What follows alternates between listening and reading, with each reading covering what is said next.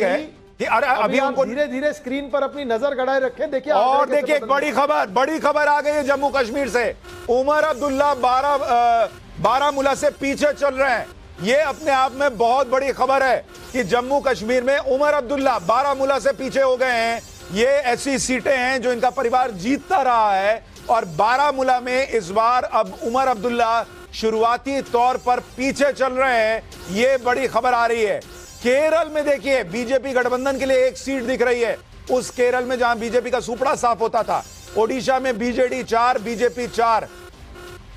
एक और बड़ी खबर हैदराबाद से, असदुद्दीन ओवैसी आगे चल रहे हैं। माधवी लता हैदराबाद में पीछे हो गई हैं, ये शुरुआती खबर।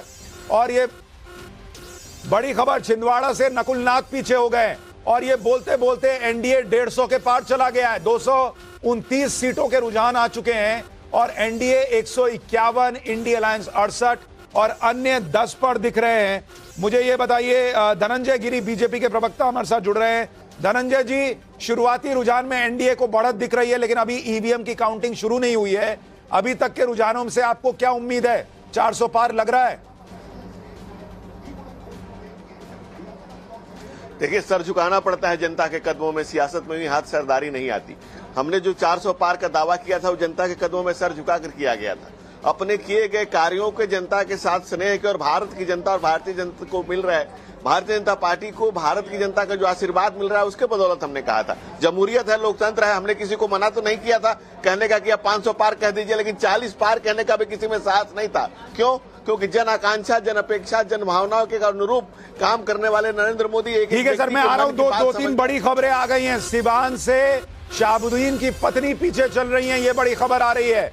कैसरगंज से करण भूषण आगे चल रहे हैं, ये बड़ी खबर आ रही है। इमरान मसूद सहारनपुर से आगे चल रहे हैं, एक और बड़ी खबर आती हुई नजर आ रही है। तारिक खान सपा के प्रवक्ता हमारे साथ हैं। तारिक भाई, शुरुआती रुझान है लेकिन यूपी में सपा के लिए अच्छी खबरें आ रही हैं। सपा भी 14 सीट पर आगे चल रही है, सपा गठबंधन, और आपका जो मुलायम सिंह का परिवार है वो हर सीट पर लीड कर रहा है। कम से कम इतना कहूंगा कि जो एग्जिट पोल हैं उनको गलत साबित कर रहे हैं शुरुआती रुझान। कम से कम सिर्फ इतना कह रहा हूं, क्योंकि उत्तर प्रदेश में जितने पे अभी हम आगे चल रहे हैं, ज्यादातर एग्जिट पोल हमको दिखा रहे थे कि हम इतनी ही सीट जीतेंगे, जबकि आप ही के रुझान बता रहे हैं कि अभी सिर्फ आधे से कम सीटों का जो एक तरीके से बैलेट पेपर की जो नतीजे वो दिखा रहे हैं। इसलिए मैं कह रहा हूं कि अभी और सर मैं थोड़ा सा आपको रोक रहा हूं। एक और बड़ी खबर आ गई है, रोहतक से दीपेंद्र हुड्डा आगे चल रहे हैं। बड़ी खबर, दीपेंद्र हुड्डा कांग्रेस के नेता।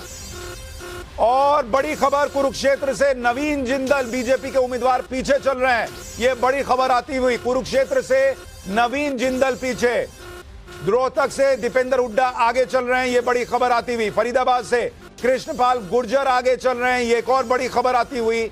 NDA 174, India alliance 71। और अब बड़ी खबर, भूपेश बघेल लगातार पीछे चल रहे हैं छत्तीसगढ़ से, ये बड़ी खबर आती हुई। तो छत्तीसगढ़ में बीजेपी, उत्तराखंड में देखिए बीजेपी 2 सीटों पर आगे चल रही है। उत्तर प्रदेश में बीजेपी गठबंधन 37 सीटों पर आ गया है। और ये बातें बोलते बोलते अगर आप देखेंगे बीजेपी 9 सीटों पर, बंगाल में बीजेपी 9 सीटों पर आगे चल रही है, 16 सीटों का रुझान, और टीएमसी 5 पर। महुआ मोइत्रा पीछे चल रही है हमारे एग्जिट पोल में। अब माफ कीजिएगा, महुआ मोइत्रा आगे चल रही है हमारे एग्जिट पोल में। बंगाल में बीजेपी का बेहतर प्रदर्शन दिखा था और अभी बंगाल में शुरुआती रुझान में बीजेपी का बेहतर प्रदर्शन होता हुआ दिख रहा है। मध्य प्रदेश में हालांकि बीजेपी 7 सीटों पर आगे, लेकिन कांग्रेस गठबंधन भी 3 सीटों पर आगे है। जम्मू कश्मीर में भी अगर आप देखेंगे बीजेपी जो है वहां पर अभी आगे 1 सीट पर दिख रही है। आंध्र प्रदेश में बीजेपी गठबंधन 3 सीट पर आगे है, वाईएसआर कांग्रेस 6 पर। आंध्र प्रदेश में बीजेपी को बहुत उम्मीद है कि टीडीपी के साथ जाने का उनको फायदा होगा। गांधीनगर से अमित शाह आगे चल रहे हैं और गांधीनगर की सीट उनकी पारंपरिक सीट है, बीजेपी 1989 से जीतती आई है।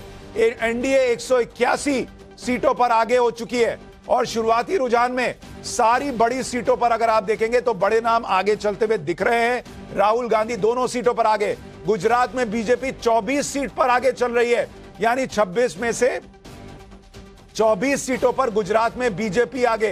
कर्नाटक में बीजेपी 7 पर, कांग्रेस 5 पर। यह तस्वीर इस वक्त निकल कर आ रही है।